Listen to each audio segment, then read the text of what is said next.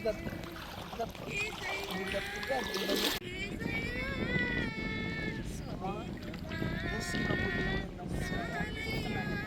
పాపాల కొరకు ఆయన చనిపోయి సమాధి చేయబడి 3వ దినాన తిరిగి లేచని నమ్ముతున్నారా? తండ్రి నువ్వు పాపం నమ్మావా?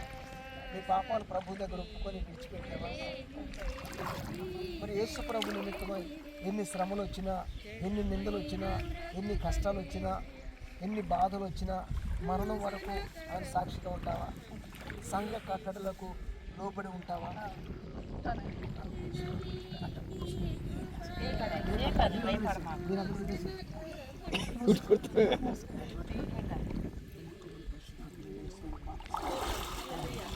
నా సంకటములన్నీ అమ్మ నీ పేరు రాహేలు.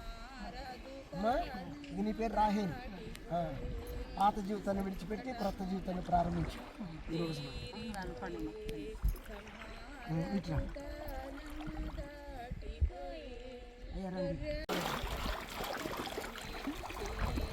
నాగేశ్వర గారు యేసు ప్రభు వారు దేవుడిని నమ్ముతున్నారా? యేసు ప్రభు వారు ఆయన పరలోకాన్ని విడిచి భూలోకానికి వచ్చి మానవుల కోసం నీ కొరకు రక్తం కార్చి ప్రాణం పెట్టి సమాధి చేయబడి 3వ దినాన తిరిగి లేచని నమ్ముతున్నావా? అలాగే నువ్వు పాపని నమ్ముతున్నావా? నీ పాపాలు ప్రభు దగ్గర ఒప్పుకొని విడిచిపెట్టావా?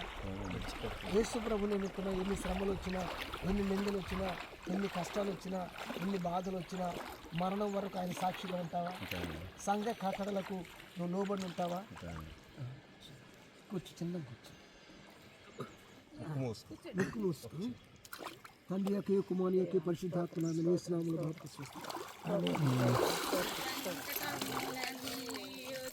తీరిపోయే సంహారదూత నన్ను దాటిపోయే సంకటములన్నీ